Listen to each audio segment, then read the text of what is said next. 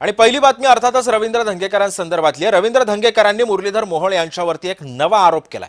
मुरलीधर मोहोळ असं म्हणतात की महापौर असताना बडेकर बिल्डरची गाडी ते वापरत होते असं धंगेकर म्हणतात। मात्र याच सगळ्या आरोपांवरून आता पुन्हा एकदा वादाला तोंड फुटलेलं आहे। धंगेकर एका मागोमाग एक मुरलीधर मोहोळांवरती आता आरोप करत सुटलेले आहेत आणि याच पार्श्वभूमीवरती सध्या पुण्याच्या राजकारणामध्ये सध्या चर्चांना उधाण आले।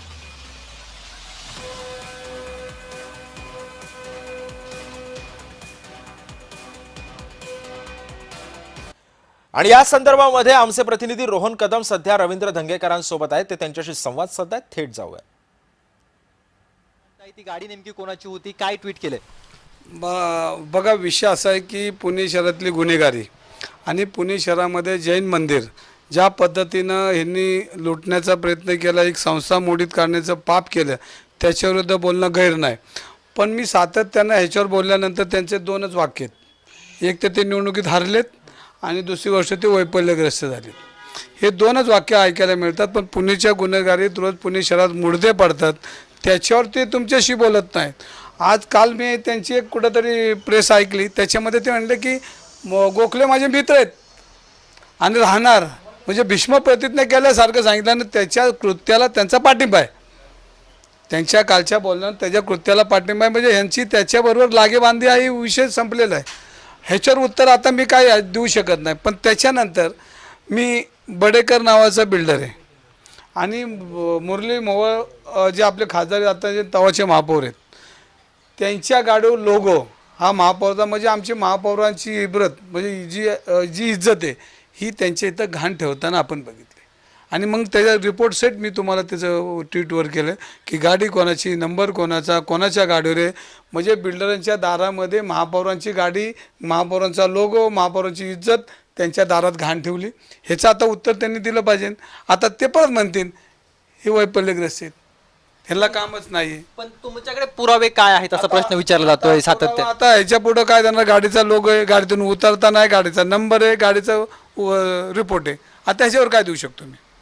तुम्ही सातत्याने आपण मागील काही दिवसांपासून पाहिले की जैन बोर्डिंगच्या जागेसंदर्भात बोलत होता। जैन बोर्डिंगच्या जागेसंदर्भात बोलत असताना तुम्ही सांगितलं की यांची ह्या सोबत पार्टनरशिप आहे। ते म्हणाले की मी पार्टनरशिप नाही आहे, मी त्यातून बाहेर आलेलो आहे। त्याच्यामध्ये हा लुटूपुटीचा खेळ आहे। त्यांनी एवढं येड्यात कारण एवढे पुणेकर या महाराष्ट्रातील नागरिक आहे, एवढे त्यांना वाटतं एवढे येडे नाहीत। त्यांना म्हणजे आमच्या सहित त्यांना जे वाटतं ते मानसिक संतुलन बिघडले, सगळे येडे नाही, शहाणे बी लोक या देशामध्ये आहेत, राज्यामध्ये आहेत। तर त्यांनी सगळ्यांना येड्यात काढू नये। लोकांना सगळं कळतं आहे, तुम्ही किती पळायचा प्रयत्न केला तरी तुम्हाला जनता सोडणार नाही। हे सगळे तुम्ही आरोप करताय, हे आरोप जर का खरे ठरले नाहीत तर मग काय? आता बडेकरांच्या गाडी फोटो आहे, त्यांचा रिपोर्ट आहे, गाडी कोणाची काय सगळं जॉईंट टाकलं आहे। आता जर हे खोटं असेल तर मग ह्याच्या पुढची मी उत्तरं काय तुम्हाला पुरावे देऊ शकत नाही। ज्या पद्धतीने जैन बोर्डिंगच्या जागेसंदर्भात बोलण्यासाठी आपल्यासोबत भाजपचे प्रवक्ते विनायक आंबेकर सध्या आपल्यासोबत जोडले गेलेले आहेत। विनायक जी, आपण आता ऐकलं असेल धंगेकरांनी जे आरोप केलेले आहेत, माझा प्रश्न असा आहे आंबेकरजी तुम्हाला की धंगेकर एका मागोमाग एक मुरलीधर मोहोळांना आता टार्गेट करतायत, विविध आरोप ते करतायत। आता भविष्यामध्ये अजून काही आरोप येतात का हे सुद्धा पाहणं महत्त्वाचं ठरणार आहे। मात्र या सगळ्या आरोपांकडे महायुतीमध्ये का असं गप्प काय सगळे? मुख्यमंत्री किंवा उपमुख्यमंत्री एकनाथ शिंदे धंगेकरांशी बोलत का नाहीयेत किंवा भाजपचे नेते आपापसामध्ये हा सगळा विषय का सोडवत नाहीयेत? नेमकं घोडा अडतंय तरी कुठे? माझा प्रश्न असा होता की आता आपण धंगेकरांचे काही आरोप ऐकलेले होते, या आरोपांमध्ये नेमकं धंगेकर आता एका मागोमाग एक मोहोळांवरती आता आरोप करत सुटलेले आहेत। भविष्यामध्ये आणखी काही आरोप प्रत्यारोपांच्या फैरी रंगू शकतात। पुण्याचं राजकारण सध्या म्हणजे इतिहास आहे पुण्याच्या राजकारणाला। आणि असं असताना महायुतीमधलेच नेते जर एकमेकांवरती आरोप प्रत्यारोप करत असतील तर मग महायुतीचे जे मोठे नेते आहेत म्हणजे मुख्यमंत्री फडणवीस आणि उपमुख्यमंत्री एकनाथ शिंदे ह्या दोघांनी धंगेकरांशी किंवा मोहोळांशी या संदर्भामध्ये या सगळा विषय सोडवायचा प्रयत्न नाही केला किंवा या दोघांचा बोलण्याचा प्रयत्न नाही केला, किंवा ह्या दोन नेत्यांनी आता बाबा निवडणुकांचे दिवस आहेत, आपण आपापसामध्येच हा विषय सोडवला तर बरं होईल असं नाही झालं? एक तर मोहोळांनी स्पष्ट केलेलं आहे की त्यांचे आरोप हे व्यक्तिगत आहेत, चुकीचे आहेत, त्यामुळे ते काही त्यांच्या आरोपांना उत्तर देणार नाही। हा झाला मुद्दा क्रमांक 1। दुसरा, जे दंगेकर असं म्हणतात की मी प्रथम पुणेकर, मग महायुती, मग मी शिवसेनेचा, त्यामुळे माझी प्रायोरिटी मी पुणेकरांसाठी लढणं ही आहे असं ते एका ट्विटमध्ये म्हणतात. मुळात दंगेकर हा पुणेकरांनी नाकारलेला उमेदवार आहे. त्यांनी लक्षात घ्यावं कृपा करून की पुणेकरांनी त्यांना 1.25 मतांच्या फरकाने पराभूत केलंय आणि इतर जे उमेदवार होते त्यांना मिळालेली मतं ही फक्त 50,000 होती. त्यामुळे इतरांनी मतं खाल्ली म्हणून पण नाही, पुणेकरांनी त्यांना साफ नाकारलेलं आहे. आता दुसरी महत्वाची ह्याच्यातली गोष्ट जी आहे, त्यांनी काँग्रेसमध्ये स्वतःची अशी इमेज तयार केली होती की मी मोहळांना चारी मुंड्या चित करेन आणि त्यावरती भरोसा ठेवून काँग्रेसनी मोठ्या प्रमाणावर त्यांना आर्थिक पाठबळ दिलं वगैरे पुण्यामध्ये चर्चा होती. दुसरी चर्चा अशी आहे की ते सगळं आर्थिक पाठबळ यांनी आपल्या घरातच ठेवून दिलं, ते बाहेर काढलंच नाही आणि इलेक्शनमध्ये त्यांचं दारुण म्हणजे इलेक्शन त्यामुळे ते पराभूत झाले नाहीत. पुणेकरांच्या मनात ते नव्हतेच, पण हा सुद्धा त्याला एक आस्पेक्ट आहे. त्यामुळे लगेच त्यांना काँग्रेसमधून बाहेर पडून दुसरा पक्ष शोधावा लागला. त्यामुळे हा जो एक फिरस्ता आहे, हा फिरस्ता व्यक्तिगत अजेंडा घेऊन चालतो. त्याच्याकडे पुणेकरांसाठी काही प्रेम नाही, पुणेकरांचा त्याच्यावरती कुठलाही विश्वास नाही. आणि मग ते आरोप करताना काय करतात की गोखले तुमचे मित्र आहेत, हे काय चूक आहे का? कुठल्याही एखाद्या राजकीय कार्यकर्त्याचं किंवा नेत्याचं कुठल्या ठिकाणी पार्टनरशिप असणं हे चूक आहे का? स्वतः दंगेकर हे अशा अनेक प्रकारच्या छुप्या पार्टनरशिपमध्ये असण्याचा आरोप केला जातोय. ते म्हणतात की गोखल्यांच्या कमर्शियल स्कीमची मोहळांनी जाहिरात केली, मेन्स ॲव्हेन्यू नावाच्या दुकानाची यांनी पण जाहिरात केली, लगेच कार्यकर्त्यांनी ती सगळ्या समाज माध्यमांवर टाकली.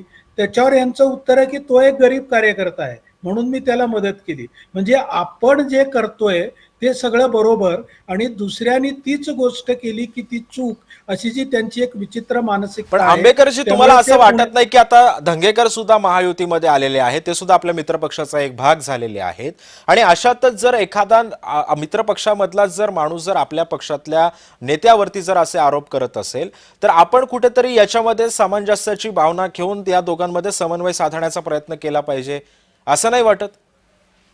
महायुतीमध्ये असं ठरलेलं आहे की त्या युतीतल्या त्या शाखेचं म्हणजे आता समजा शिवसेना आहे तर त्यातल्या नेत्यांच्याशी बोलण्याचं काम मान्य शिंदे सर करतात. त्याप्रमाणे त्यांनी केलं. पुण्यामध्ये येऊन त्यांना जाहीर समज दिली, परंतु तरी सुद्धा त्याच्यावरती उलट उत्तर देऊन त्यांनी असं सांगितलं की मी प्रथम पुणेकर आहे आणि पुणेकरांच्या फायद्यासाठी. पण आंबेकरजी, दंगेकर म्हणतात की एकनाथ शिंदे स्वतः माझ्या पाठीशी आहेत, माझ्या सोबत आहेत एकनाथ शिंदेशी, असं ते ठामपणे अजूनही सांगतायत की. मग नेमकं खरं काय? दंगेकरांचा प्रवास जर पाहिला तर प्रथम मनसे, नंतर काँग्रेस, नंतर शिवसेना. प्रत्येक वेळेला मनसेत असताना त्यांनी काय केलं तर कॉर्पोरेशन मध्ये जाऊन दादागिरी केली, त्यांच्यावरती केस दाखल झाली. काँग्रेसमध्ये असताना त्यांनी काय केलं, अशीच बेचूट बडबड केली. त्यानंतर त्यांनी स्वतः एक पटवेकर वस्तात तालीम म्हणून आहे, तिथल्या वसाहतीमध्ये स्वतःचा ताबा करण्याचा प्रयत्न केला. त्यानंतर लक्ष्मी रोडवरती एक वर्क प्रॉपर्टी आहे, ती परस्पर विकण्याचा प्रयत्न केला. त्यांचे जे सगळे इतिहास आहे तो असाच आहे. 2011 साली कोथरूडमध्ये मनसेच्या लोकांना घेऊन त्याने एका जागेवर ताबा करण्याचा प्रयत्न केला, अशी बातमी आहे ऑक्टोबर 2011 मधली. त्यामुळे त्यांना एवढा जुना इतिहास आहे गुन्हेगारीचा. त्यामुळे त्यांची जी वागणूक आहे ती त्यांना युती धर्म पाळायचा नाही आहे, त्यांनी स्पष्ट केलेलं आहे. आणि पुणेकरांचं खोटं काहीतरी असं मला कळवळ आहे असं सांगतात. ते जैन धर्मियांचं नाव घेतात. कुठलाही जैन माणूस आजपर्यंत त्यांच्या बाजूने उभा राहिला आहे असं कुठेही दिसत नाही.